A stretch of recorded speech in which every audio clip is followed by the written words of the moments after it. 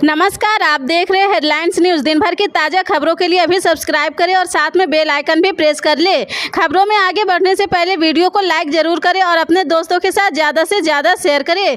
और आप किस राज्य शहर से न्यूज को देख रहे हैं कमेंट में जरूर लिखें।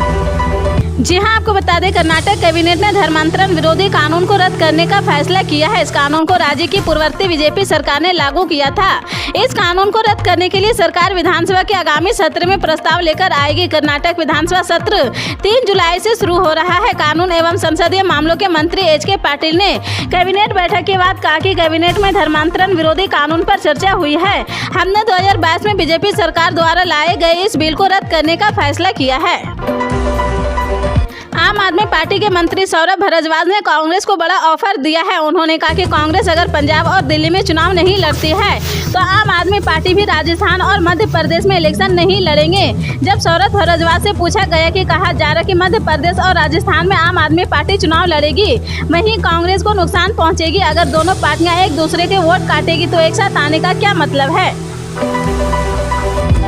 बिहार में एनडीए में शामिल हो रहे दलों को एडजस्ट करने के लिए मध्य प्रदेश बीजेपी नेताओं की दिल्ली में केंद्रीय मंत्री गिरिराज सिंह के आवास पर बुधवार को बैठक हुई थी। दरअसल 2024 चुनाव से पहले उपेंद्र कुशवाहा ने महागठबंधन छोड़ा है और अब जीतन राम मांझी भी इसे निकल आए हैं। खबर है कि एनडीए के सहयोगी दलों के लिए बीजेपी ने इंटरनल कोटा फिक्स कर दिया है।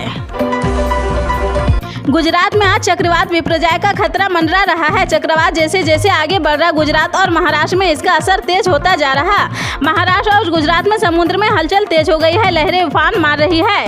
आज शाम विपर्जय तूफान के आज शाम 4 बजे कच्छ तट से गुजरने का अनुमान है। गुजरात के अलग अलग इलाकों में चक्रवात के असर से भारी नुकसान हो सकता है। वहीं मुंबई में भी चक्रवात के असर को देखते हुए येलो अलर्ट जारी कर दिया गया है। दिल्ली के मुखर्जी नगर में बत्रा सिनेमा के पास स्थित ज्ञान बिल्डिंग में आग लग गई है। इस इमारत में कई कोचिंग सेंटर है। इमारत में आग लगने के बाद अफरा तफरी मच गई है। छात्रों ने खिड़कियां को कूदकर अपनी जान बचाई है। इस दौरान 4 छात्रों को घायल होने की भी खबर है। अभी अगर आग काबू पा लिया गया है। घायल छात्रों को अस्पताल पहुँचाया गया है। हालांकि किसी को कोई गंभीर चोट नहीं लगी है। लॉ कमीशन ने समान नागरिक संहिता पर लोगों और मान्यता प्राप्त धार्मिक संगठनों के सदस्यों सहित विभिन्न हितधारकों को विचार मांगे हैं। इसी बीच यूनिफॉर्म सिविल कोड को लेकर बयानबाजी तेज हो गई है। यूसीसी को लेकर कांग्रेस ने गुरुवार को कहा कि मोदी सरकार इसके जरिए विफलताओं से ध्यान भटकाना और ध्रुवीकरण के अपने एजेंडे को वैधानिक रूप देना चाहती है। वहीं बिहार के मुख्यमंत्री नीतीश कुमार की जेडीयू ने कहा कि यूसीसी को लेकर सभी को विश्वास में लेने की जरूरत है। कर्नाटक की सिद्धारमैया सरकार ने गुरुवार को कई बड़े फैसले किए हैं। कर्नाटक मंत्रिमंडल की बैठक में बीजेपी शासन काल में लाए गए धर्मांतरण रोकथाम कानून के निरस्त करने का फैसला किया है। साथ ही केवी हेडगेवार से जुड़ा चैप्टर कर्नाटक के पाठ्यक्रम से बाहर करने के फैसले पर भी मुहर लगी है। तेलंगाना के मुख्यमंत्री के चंद्रशेखर राव महाराष्ट्र के विदर्भ में अपनी पार्टी के पहले कार्यकाल का उद्घाटन आज नागपुर में किया है। केसीआर की भारत राष्ट्र समिति तेलंगाना के अलावा अन्य राज्यों में भी अपना जनाधार बढ़ाने की कोशिश कर रही है। विदर्भ के लिए बीआरएस सदस्यों ने नागपुर कार्यालय के उद्घाटन में केसीआर की उपस्थिति के साथ कई अन्य कार्यक्रम भी आयोजित किए गए हैं। प्रधानमंत्री नरेंद्र मोदी ने बृहस्पतिवार को कहा कि संयुक्त राष्ट्र महासभा में शहीद सैनिकों के लिए शांति मिशन द्वारा एक मेमोरियल वॉल बनाने के लिए भारत द्वारा शुरू किए गए एक प्रस्ताव को अपनाया गया है और इस पहल का समर्थन करने वाले देशों को पीएम ने धन्यवाद दिया है। कर्नाटक उच्च न्यायालय ने संशोधित नागरिकता कानून और राष्ट्रीय नागरिकता पंजी के खिलाफ नाटक का मंचन करने को लेकर विवाद पर एक स्कूल प्रबंधन के खिलाफ दर्ज राजद्रोह की प्राथमिकी बुधवार को रद्द कर दिया है।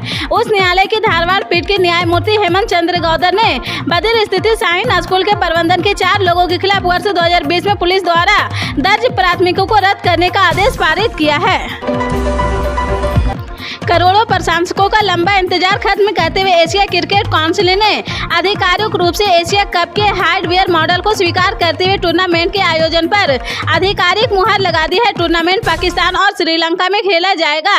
एशिया कप में भारत, पाकिस्तान, श्रीलंका, बांग्लादेश, अफगानिस्तान और नेपाल की टीमें हिस्सा लेगी। अदानी ग्रीन एनर्जी लिमिटेड, जो कि भारत की सबसे बड़ी अक्षय ऊर्जा उत्पादक कंपनी है, को ISECG द्वारा अक्षय ऊर्जा क्षेत्र में एशिया में नंबर 1 और विश्व स्तर पर शीर्ष 10 कंपनियों से स्थान दिया गया है। बता दें कि EGL अदानी समूह की सहायक कंपनी है। उत्तराखंड के उत्तरकाशी में हिंदू संगठनों द्वारा होने वाले महापंचायत के मामले को लेकर उत्तराखंड हाईकोर्ट ने राज्य सरकार को फटकार लगाई है। हाईकोर्ट ने सरकार को प्रदेश में कानून व्यवस्था सुनिश्चित करने का निर्देश दिया है। कोर्ट ने उत्तराखंड सरकार पर सख्त टिप्पणी करते हुए कहा कि किसी भी हाल में कानून व्यवस्था बिगड़नी नहीं चाहिए। गुरुवार को सराफा बाजार में सोने चांदी की कीमतें में बड़ी गिरावट देखने को मिली है। India Boolean and jewellers association की वेबसाइट के मुताबिक आज सराफा बाजार में 24 कैरेट सोने के दाम 244 रुपये गिराकर 59,020 रुपये प्रति 10 ग्राम पर आ गए हैं। वहीं 22 कैरेट सोने की कीमत 54,062 रुपये हो गई है।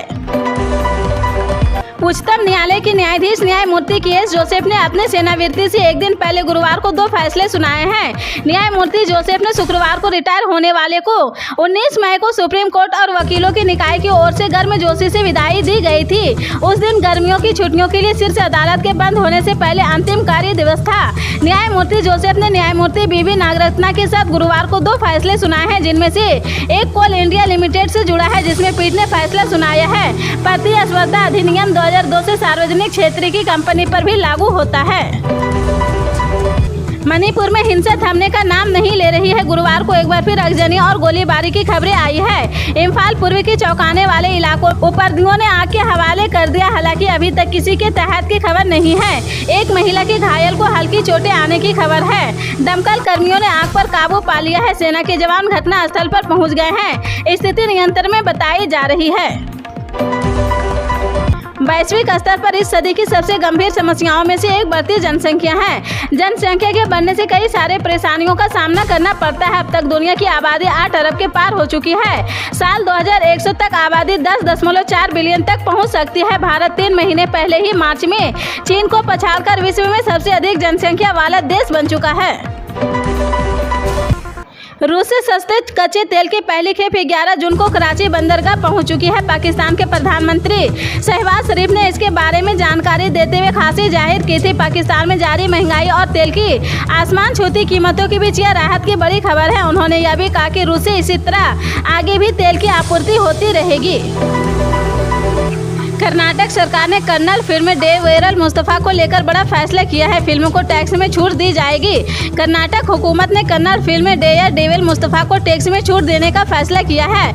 यह फिल्म मशहूर लेखक पूर्णचंद्र तेजस्वी की एक लघु कहानी पर बनाई गई है। अगले महीने के पहले हफ्ते में मोदी मंत्रिमंडल में फेरबदल हो सकता है। बीजेपी के एक बड़े नेता ने इस मामले में जानकारी दी है। बताया गया कि पार्टी के संगठन में भी उसके बाद बड़े बदलाव किए जा सकते हैं। वैसे तो मंत्रिमंडल में फेरबदल को लेकर अटकलें इस साल के शुरुआत में ही चल रही है। कभी कहा गया कि जनवरी महीने में ये हो सकता है। फिर ये बताया गया कि संसद के बजट सत्र के बाद प्रधानमंत्री नरेंद्र मोदी यह फैसला कर सकते हैं। आम आदमी को बड़ी राहत देते हुए सरकार ने रिफाइंड सोयाबीन और सनफ्लावर ऑयल पर इंपोर्ट ड्यूटी गुरुवार को कम कर दी है। इससे आने वाले दिनों में घरेलू बाजार में तेल की आपूर्ति बढ़ाने में मदद मिलेगी, जिससे खाने के तेल के दाम में गिरावट देखने को मिल सकती है। पिछले महीने खुद को दिवालिया घोषित करने वाली बजट एयरलाइंस गो फास्ट इसी महीने अपनी सर्विस फिर शुरू कर सकती है। कंपनी की ओर से संकेत दिए गए कि वह अपने 90% से ज़्यादा शेड्यूल फ्लाइट्स के महीने की आखिर तक दोबारा चालू करेगी। उत्तर प्रदेश के फार्मा के क्षेत्र में हब बनाने के प्रयास में जुटी योगी सरकार जल्द ही कम्युनिस्ट इंडस्ट्री पॉलिसी तय लेकर आने वाली है। मुख्यमंत्री योगी आदित्यनाथ ने इसको लेकर हाल ही में एक बैठक में 2018 के फार्मास्यूटिकल इंडस्ट्री पॉलिसी में महत्वपूर्ण बदलाव पर चर्चा की है। वर्ष 2018 में नए फार्मास्यूटिकल पॉलिसी लाई गई थी। देश में ज्यादातर किसानों की आर्थिक स्थिति बेहतर नहीं है। बहुत से ऐसे किसान हैं जिन्हें फसल का नुकसान झेलना पड़ता है। ऐसे में केंद्र सरकार ने किसानों की आर्थिक सेहत दुरुस्त करने के लिए कई योजनाएं चलाती है। इसी तरह की एक योजना का नाम प्रधानमंत्री किसान सम्मान निधि योजना है। केंद्र सरकार की यह सबसे बड़ी महत्वाकांक्षी योजना है। इस योजना के तहत हर साल किसानों को 6,000 रुपये सालाना दिया जाता है।